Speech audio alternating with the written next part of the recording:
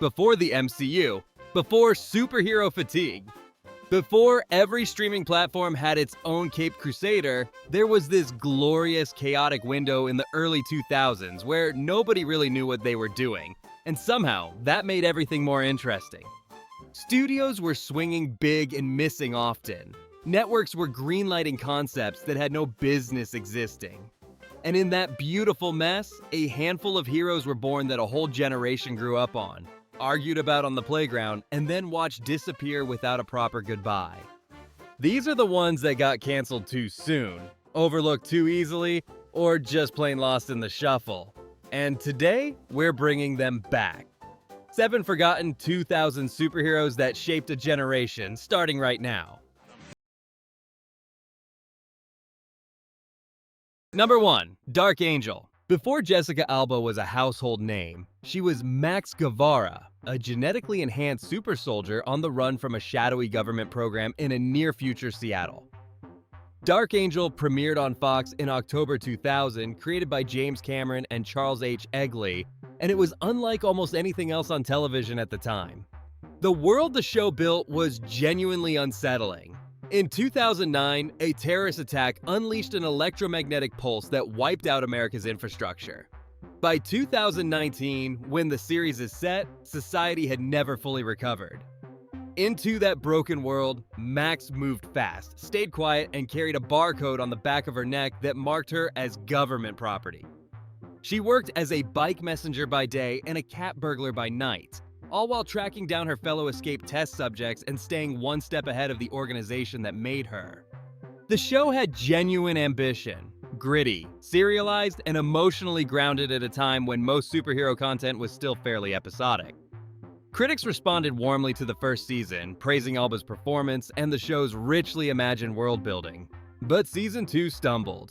A sprawling mythology involving secret breeding cults and messiah prophecies got complicated fast, and the ratings reflected it. Then Fox made the move that sealed the show's fate, shifting it to a Friday night time slot, the infamous death slot. While production costs kept climbing, the combination proved fatal after 2 seasons.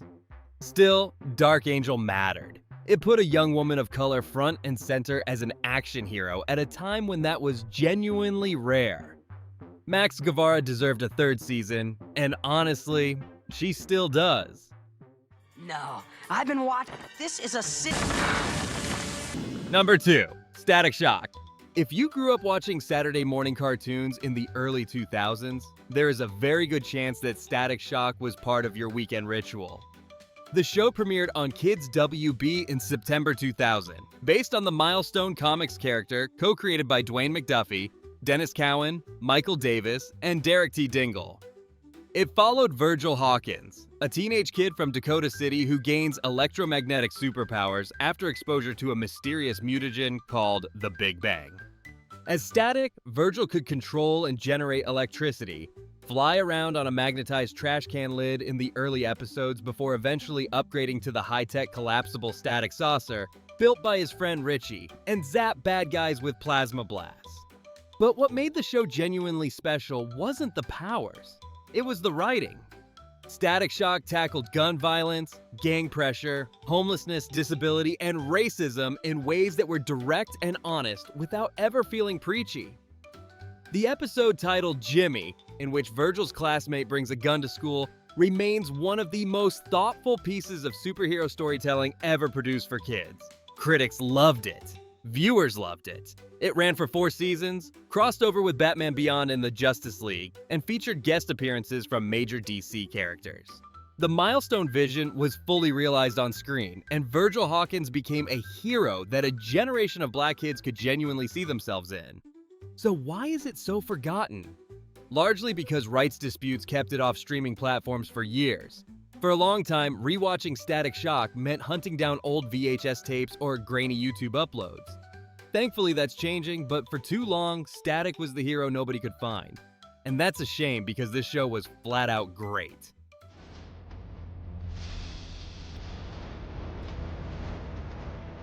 Number 3, Mutant X. Now, here's where things get legally complicated and a lot more fun. Mutant X premiered in syndication in 2001, and from the outside, it looked almost exactly like the X-Men. Genetically modified outcasts with extraordinary abilities, hunted by shadowy government forces, hiding from a world that feared them. Sound familiar? Here's why that's more interesting than it sounds. Fox owned the X-Men film rights, and their contract with Marvel explicitly prohibited Marvel from producing an X-Men television series. So Marvel's workaround was to develop a show about superpowered outcasts, initially calling them the New Mutants, then renaming it Mutant X, and insisting with a straight face that it had nothing to do with the X-Men. Fox sued immediately. The show ultimately became a co-production between Marvel Studios, Fireworks Entertainment, and Tribune Entertainment, running in syndication just outside the reach of Fox's legal grip. Whatever its origins, Mutant X had a committed fan base and a genuinely entertaining setup. A feral tracker, a telepath, a living electrical conduit, and a woman with flight and super strength, all led by former geneticist Adam Kane trying to make up for his past. Pure early 2000s action television. Leather jackets, techno music, and fight choreography that was ambitious even when it didn't quite land. 3 seasons, a loyal international following, and then the abrupt financial collapse of Fireworks Entertainment pulled the rug out from under everything. The Season 3 finale left the entire team's lives hanging in the balance with a cliffhanger that would never be resolved. 3 seasons of investment, frozen in amber forever. Some wounds take a while to heal.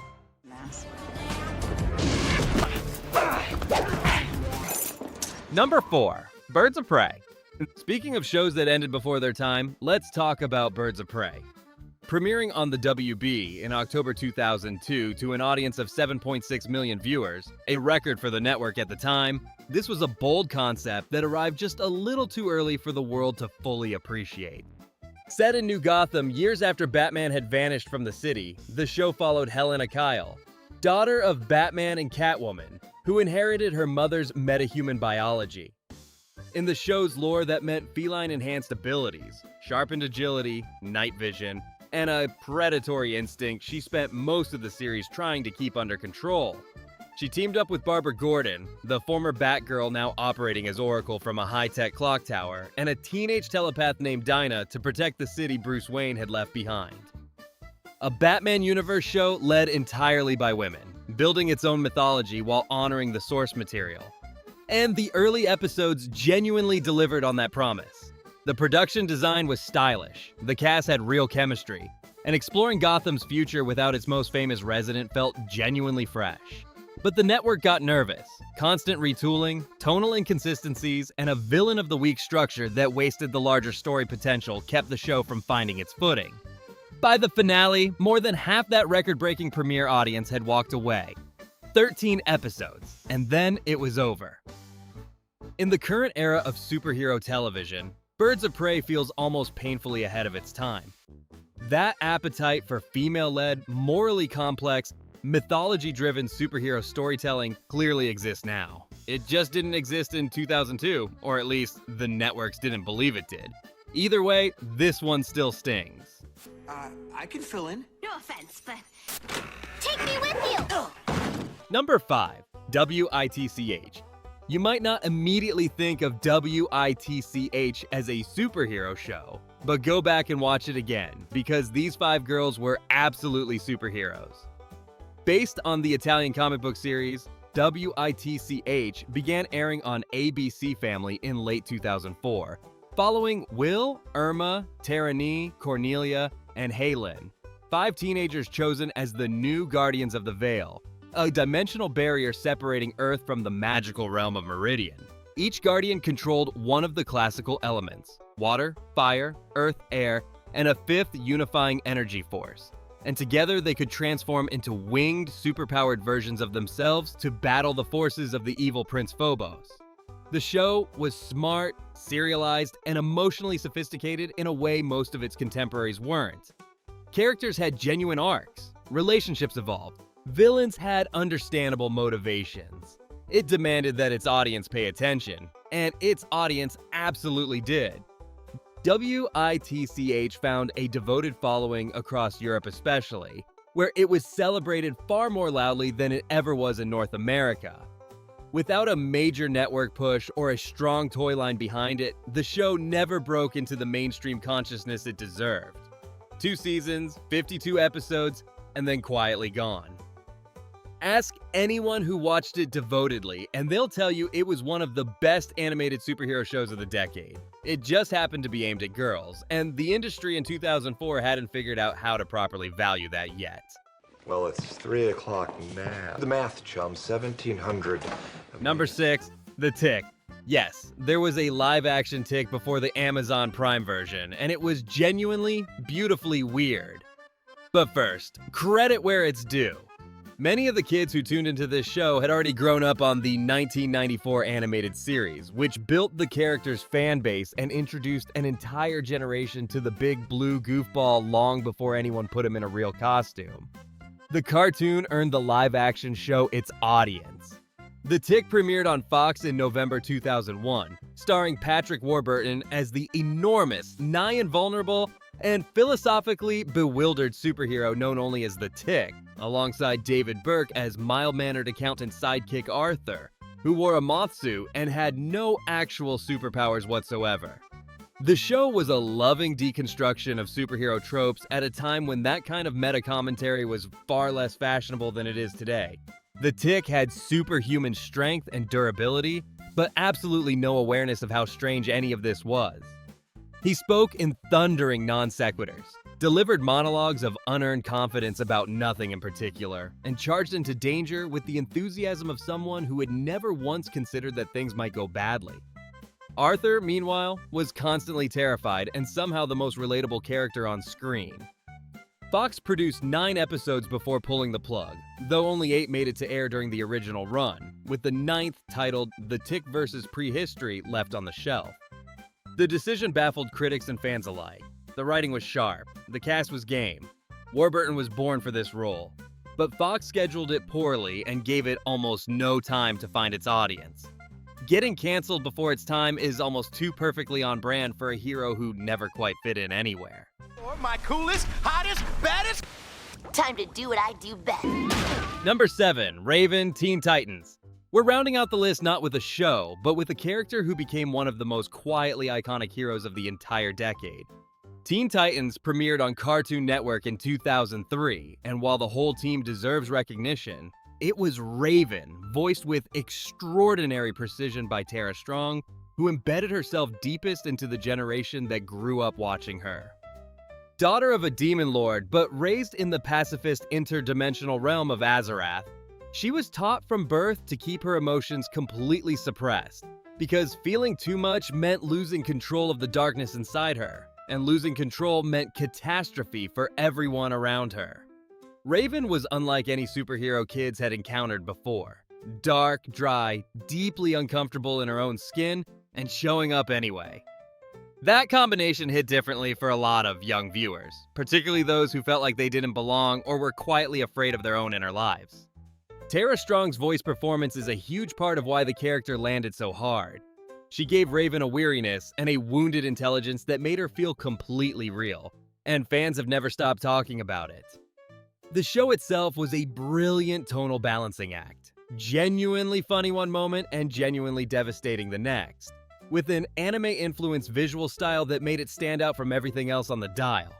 The 4th season, leaning fully into Raven's battle against her father Trigon, remains some of the most emotionally ambitious superhero storytelling ever produced for children. 5 seasons, then cancellation, then the arrival of Teen Titans Go, which took the characters somewhere else entirely. The debate about that trade-off has never really ended. But the original show, and Raven specifically, left something real behind. She became a symbol for an entire generation learning that being complicated didn't make you broken. That darkness didn't mean you couldn't be good. And really, isn't that what the best superheroes have always been for? Ow. The 2000s were a transitional, unpredictable, genuinely exciting time for superheroes. The genre was finding its footing, testing limits, and occasionally tripping over itself spectacularly. But in those canceled shows and overlooked animated series and legally complicated syndication deals, there were real stories being told. Stories that mattered to real kids who are now adults who still remember every word of the Teen Titans theme song. Let us know in the comments which of these heroes meant the most to you, Or tell us which one we left off that deserved a spot on this list. Subscribe so you never miss our next trip down memory lane, because there is always more retro goodness where this came from.